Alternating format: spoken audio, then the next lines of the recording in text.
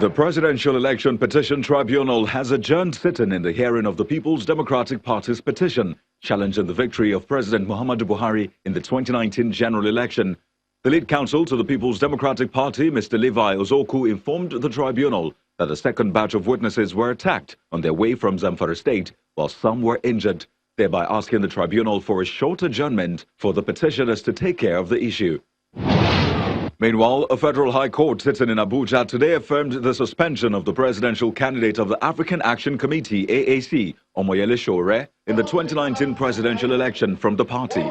Delivering judgment, Justice Inyangeko cited the failure of Mr. Sowore to personally depose to the counter-affidavit, which was filed against a suit that was brought against him by the acting national chairman of the party, Dr. Leonard Nzewa, means that the claim of the plaintiff remains uncontroverted. The Kaduna State Governor Nasir El-Rufai has sworn in the first batch of 11 commissioners into the State Executive Council with a charge on them to contribute their quota towards the socio-economic development of the state. It asks them to hit the ground running and deliver results, adding that key performance indicators of the ministries under their leadership will be used to assess their level of performance on quarterly basis. And the Cabinet Affairs Office and the Office of the Secretary to the Government of the Federation has organized a Southeast Regional meeting of the Secretaries to the State Government and Permanent Secretaries of Cabinet Affairs Offices at the federal and state levels in Agulu, Anambra State. The meeting, which is done in close collaboration with UK Department of International Development, DFID, seeks to address the repositioning of the Cabinet Affairs Offices for effective delivery of the mandate, both in the federal and state levels.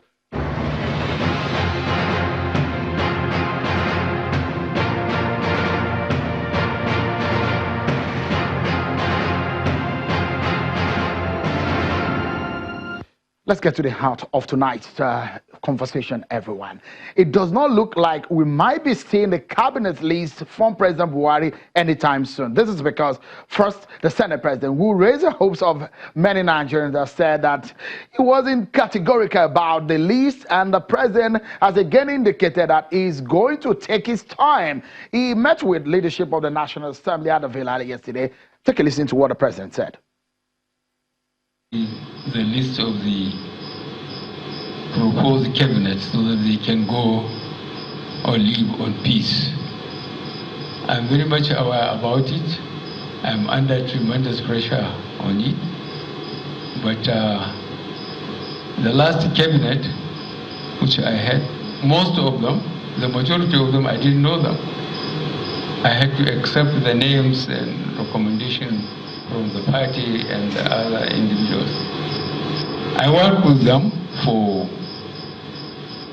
3.5 years at least, an average twice, 2 weeks in a month. So I know them. Now this time around, I'm going to be quite mean. Mean in the sense that I will pick people I personally know. All right, you heard the President. He did say he's under pressure. He's aware about what Nigerians are saying, what your thoughts are. Well, one reason why a lot of Nigerians might be worried about the delay in the submission of the names to the Senate is history. The last time, it took about 6 months. And the possible implication of the seemingly sluggish nature of the leadership on policy and issues relating to governance, especially when a team is taking so long to be put together. Well, look at it. The President said he's under pressure. Tremendous one. Let's look at the dilemma on the President's hand. The Senate President raised hopes of many Nigerians. Said that, look, this week we will see the list submitted to the Senate because, one, they are planning to go on recess. But the Senate President yesterday recounted and said, look, I was not categorical about what I said. I said it could. Now, when the National Assembly goes on recess, it might take about 8 weeks. And that means it will take 2 months or more when they go on recess. That means we might not be seeing the list being submitted or delayed to about October, early October. Now, some of the issues is this now. The style of the President, we know that the President is very deliberate in some of the things that he does. Well, is this going to affect the governance, the implications of this in terms of the economy, security of the nation, some of the things that they need to do together as a team? Well, He said next level. Is it a team of new hands that we'll be seeing, or the old order? These are going to form some of our conversation tonight. All issues are on the table. The president's mind will be on it. But his style is what a lot of people are concerned about. A lot of the story that we are hearing is that in composition of the list, some of these guys might just make the cut this time around. So, well, what are we expecting? Let me get my partner to get into the conversation tonight. I have a former member of cabinet in the former government, the former political advisor to former president, Mr. Ahmed Gulak. He joins us from Abuja. You know, he's a chieftain of the APC, and we have a former presidential candidate of the ANRP and the national chairman, Mr. Fasua. Thank you so much, gentlemen, for coming on tonight. Let me begin with you, Mr. Fasua. The president has said he's going to take his time. The last time he's learned from what has happened. It's good to be deliberate in what decision you make, especially when you're a president. But in this case, is it too late? 43 days or 44 days now? Right, thank you very much. Well, by our circumstance, 44 days is probably not too late if the list was to come out today and if they were going to be ratified tomorrow. As a matter of fact, I've opined elsewhere that even if all we had was 6 or 7 core ministers, by now it would have been okay, and we could actually run with that. I think President Buhari set a precedent with the last performance, in 2015 into 2016, by not nominating his ministers for about 6 to 7 months. And around then, we were already in a small recession. But part of what happened then was that we went into a deeper recession. And I've also said, that the reason why you need ministers is not for anything else, but number one, they are constitutionally charged with, bringing up policies, pushing ideas, bringing up new ideas, bringing some perspective from the outside. As at that time, the president did say that ministers were noisemakers and it was the permanent secretaries that were doing the job. As we speak right now, the permanent secretaries are the ones also doing the job. They're the ones running the ministry. But permanent secretaries are not constitutionally charged to bring ideas from the outside. They are constitutionally charged to be administrators and to make things work the way they've always worked. So this also is going to have implications, like you rightly said. If the Senate goes on recession, at the end of the day, we may be seeing a scenario where these ministers will probably be confirmed sometime in September or October. And that's going to be another. I don't think we should, I don't think thunder should strike twice in the same place. I don't think we should also repeat the mistakes of 2015 to 2016. It'll be very egregious and terrible for the economy. We would actually lose steam. What I've always said is that, we need that sense of urgency as a people. This economy needs a sense of urgency. You saw what happened with the African Free Trade Act. And the fact that we went to sleep and then we lost out a few of the battles, but of course the war is still on, and we were behaving as if we wanted that thing to disappear. It's not going to disappear. So we need actually boots on ground, All right. But of course, it is what it is. It's the president's prerogative, and it's going to run it the way he wants to run it. After all, Nigerians have voted for him, quote and unquote. Mr. Fasua, I'd like to pause you for a moment. Mr. Ahmed Gulak there is a member of the APC. Your party, Mr. Ahmed Gulak, had preached to Nigerians of how you want to hit the ground running in your next level. Perhaps this is the dimension of the next level that you're telling Nigerians. We'll allow you to talk about this when we come back from this break, Mr. Gulak. That's in a moment, everyone. Going through some of the things that you're saying right here online, the present generation of voters are the first ones, perhaps, who are criticizing the style of President Muhammadu Buhari. And the president has said this time around is going to take his time to check those who he's going to pick in his cabinet. Welcome back to the program, everyone. We're talking about the decision of President Buhari in picking those who will be cabinet members and those who will serve as ministers. The implication of some of the things that he said. And what we can deduce from it is that he said he's going to pick familiar faces. The last time he picked people based on what the party suggested to him. This time around, we might perhaps be seeing president's friends and familiar people to him. And he did say also that this might take some time. Let's get back to my panel. Gulak is from a political advisor to former President Gulak Jonathan, an APC chieftain. Mr. Fasua, national chairman of the NRP and the presidential candidate of the party in the 2019 presidential election. Thank you so much, gentlemen, for coming on tonight. Let me come to you quickly, Mr. Gulak. What the president has said, plus what your party said in 2019 election, that you're going to hit the ground running, you are going to go take Nigerians to the next level. Is it the next level that you promised? Well, first and foremost, the president has said it himself. He will see to it that the team he is going to assemble is a team that will take this country to the next level. People have been arguing the Senate is going on recess.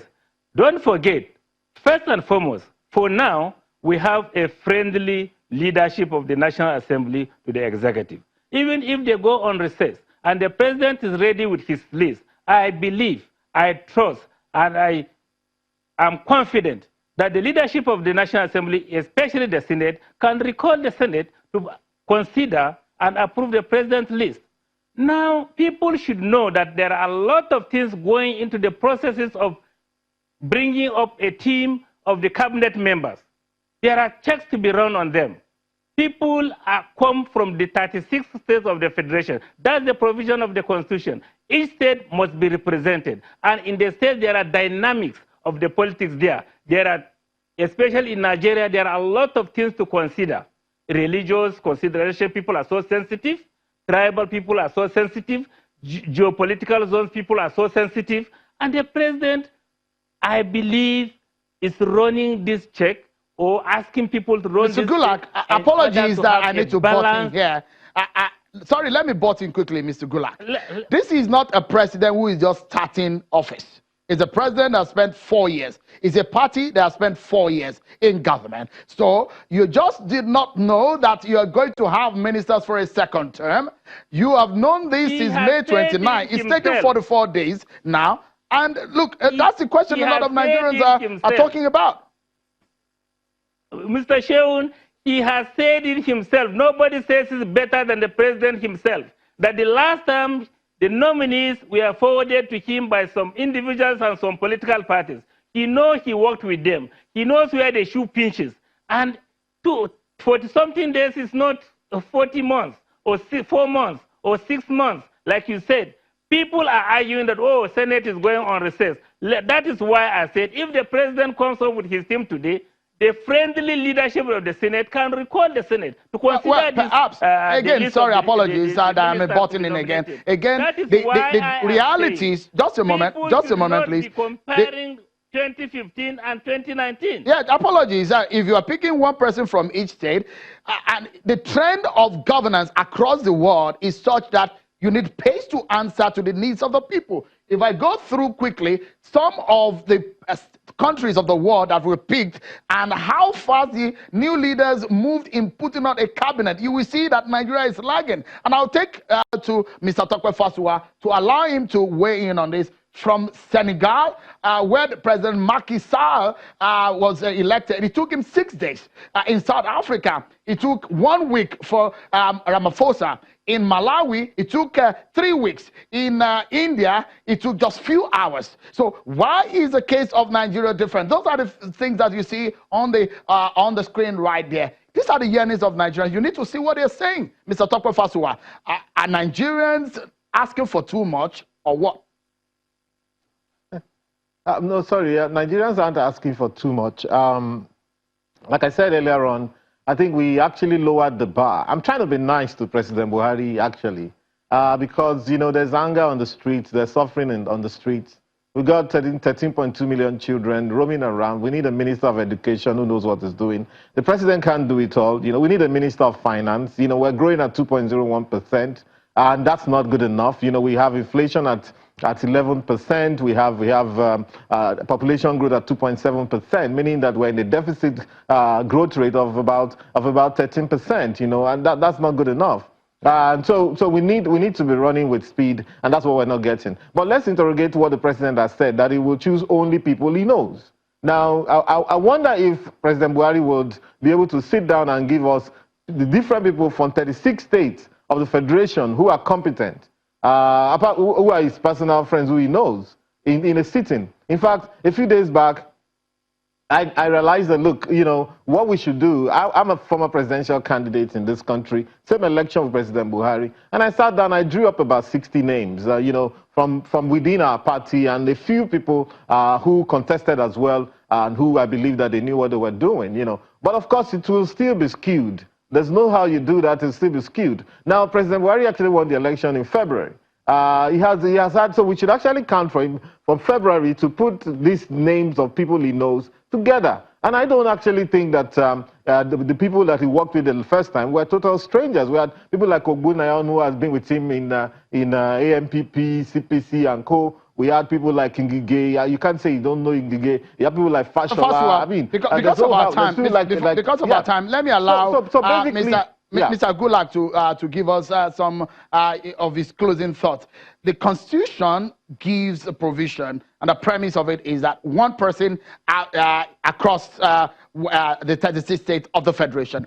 That is what the law says. So in all of this, what are you going to be telling Nigerians? Some of you are watching now, and they are relying on the hope that this government wants to preach to them on the style of governance and where you are taking them. Quickly, before we end the show. Quickly, Nigerians are not asking too much if they are expecting president to come up with the list. But the issue is, as far as the Constitution is concerned, the 36 states of the Federation must be represented. 1.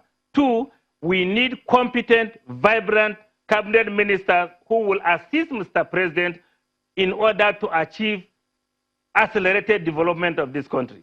We need people who are competent, square pegs in square holes. We need people who know what they are doing. We need people who share the same vision with Mr. President. We need people who will be on the same page with him in order to take this country to the next level. We are lagging in the education. Our education system is so rotten. 32 million children are on the street, like my colleague has said. We need works. We need railway. We are hungry for development. So, Mr. President, Nigerians are expecting that the next team of cabinet members are those who share your vision, are those who will be on the same page with you, are those who really know what they are doing, are those who really know what the nation is expecting. I'm sincerely, 4 years yeah, is not 40 years. Yeah. Thank you so much. Mr. Ahmed Gulak, former political advisor to former President Gulak Jonathan, an APC chieftain, and Mr. Tokwe Fasua, presidential candidate of the NRP and the national chairman. I must sincerely thank you. The president has said he's under immense pressure. He hears and knows what Nigerians are talking about. Nigerians have their yearnings, but that's how far we can go on tonight's program. Let's keep our eyes on some of the indicators of what the implications of what the president has said. In the coming days, we'll see the light at the end of the tunnel. Thank you so much for watching, everyone. I'm Shuma Kimale. Bye-bye.